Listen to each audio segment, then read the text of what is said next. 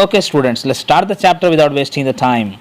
So, today we are going to start the first chapter of 10th syllabus, that is A Wrong Man in Workers' Paradise, which is written by Rabindranath Tagore ji, who is known as national poet of our country. He had a multi-faced personality. He was not only a great poet but also a genius in music, painting, acting, and choreography, etc. He was the first Indian to receive the Nobel Prize. So let's start the chapter with pre-reading activity. In pre-reading activity, a question is asked: if you have a garden, you grow not only coconuts, vegetables, and fruits, but also roses. Why? So, guys, this is a very beautiful question, as the author is asking that when you have a garden which has coconuts, vegetable, fruits, then why you even go on growing the roses? Here the coconuts, vegetables, and fruits are considered as the work what we do from morning to night, but the roses are considered as pleasure which one needs to compulsory have to enjoy the work. See, wherever we work, if we do not have any kind of leisure, then we will not be able to work there perfectly and efficiently. As we all know that in a teaching field also we can see that teachers get a leisure period after 3 or 4 periods. So that is nothing but a kind of leisure or pleasure for them, or to have some relaxation for again coming with lots of activeness in the next class. So here the same thing has been used, that roses are the pleasure which must be there to make or to beautify the garden. Now in the first para of this chapter is: the man had never believed in mere utility. The first question will also be asking in examination that what do you mean by the man never believed in mere utility? It means that the man never believed in only useful work. He always said that there should be also some work which could give a kind of pleasure. Okay, in second paragraph, having had no useful work, he indulged. He refers to painter. Indulge means busy in mad whims, mad wishes.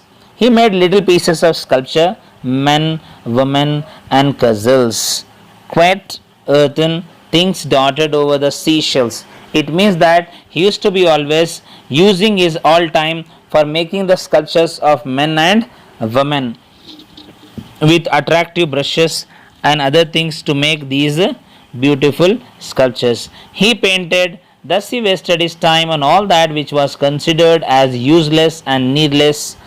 Who considered the man's work as useless and needless? The question can be asked. For this, the answer is: the people on this earth are considering his work as useless and needless. People laughed at him. Many times the people used to be even laughing that how he is wasting his lots of time. As we all know that, guys, we used to even see many people who are wasting their time, and we too say them that see how idly he is wasting his time instead of working and earning some money to lead a comfortable life. At times he vowed, he promised to shake off, to remove or to leave his whims, thoughts or that desires, but they lingered in his mind, continued in his mind.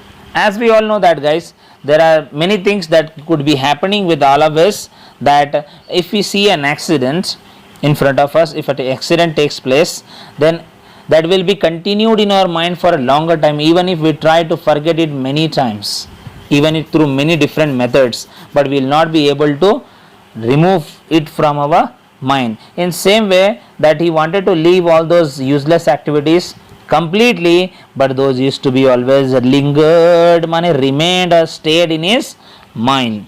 Look at the third paragraph. Some boys, seldom means rarely, ply means study their books and yet pass their tests. This question has also been asked many times. Some boys are compared to the painter. Seldom rarely.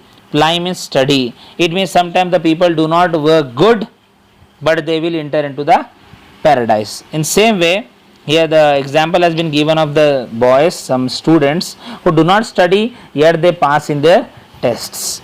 A similar thing happened to this man. So this man has happened the same thing, that he did not do any useful or good works which could make the other people happy, or he did not even help some needy people which could make him a good person, so that he could enter into the paradise.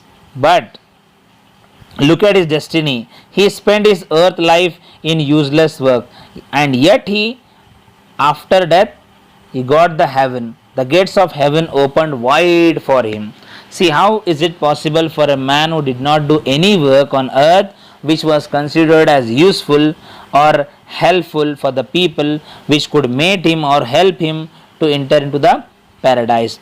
But look at the destiny, how it helped him, and he entered into the paradise. The gates of the heaven have been opened for him to come in.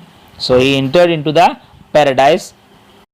Now in fourth paragraph, but the moving finger writes in heaven, so it came to pass that the aerial messenger who took charge of the man made a mistake and found him, means put him or threw him in a place in workers' paradise.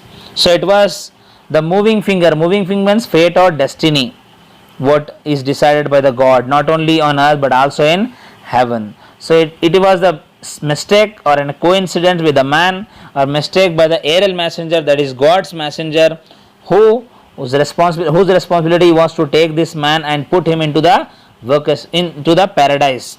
But somehow he made a mistake and brought that man and threw or put him into the workers' paradise. Now look at in fifth paragraph. In this paradise you find everything except leisure. It means that you have to be working full day there without having any kind of leisure for making yourself or feeling yourself a kind of relief or relaxation.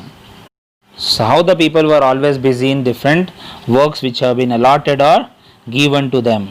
They used to be always busy in their work, and they did not get any kind of tired as we feel after working for a longer time. Look at now sixth para. Here men say, men mean the people of workers' paradise, God, we haven't a moment to spare. Mane stop. Women whisper, mane say slowly, let's move on. Time is a flying. A flying means passing. Here the people used to be saying that we haven't a moment to spare. It means that they were very much happy to be busy in working what has been allotted. So even women used to be saying the people that, hey, why are you simply just thinking anything about, just go on, the time is a flying, man, time is passing, let's go on doing our works. All exclaim, time is precious, man. Everybody is announcing, everybody is saying that time is very important. We have our hands full, we make use of every single minute. We have our hands full means we have lots of works in our hands, and we have to make use of every minute to complete the task what has been given to all of us.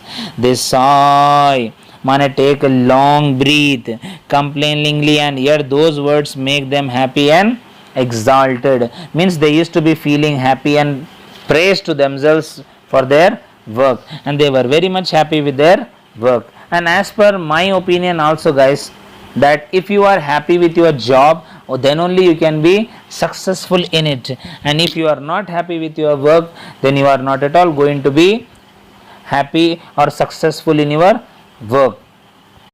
As we all know that the work which we do with lots of happiness and desire, so there we never feel a kind of tiredness. For that reason only we give our 100% and become successful in the particular field which we like. Now look at the seventh paragraph. But this newcomer, who is newcomer? This painter, who had passed all his life on earth without doing a scrap of useful work, did not fit in with the scheme of things in workers' paradise. It means that the man was completely unsuitable for this workers' paradise, where the people used to be always busy in their different works, where this man was completely different. Instead of doing the work of the paradise, he launched in the streets absently and jostled, pushed roughly against the hurrying man. The people who used to be working with their speedy or momentum, the man used to be always coming on their ways and stopping or trying to push them roughly. He lay down in the green meadows, on the grassy area, and which was close to the fast flowing stream. There was a stream, water body which was moving silently. There he put all his related things of painting and sculpting, and was taken to the task by the busy farmers. He was always in the way of others. He used to be always disturbing the people who are filling or water or who are doing the different works what have been allotted. He used to be simply disturbing them and asking the different things from them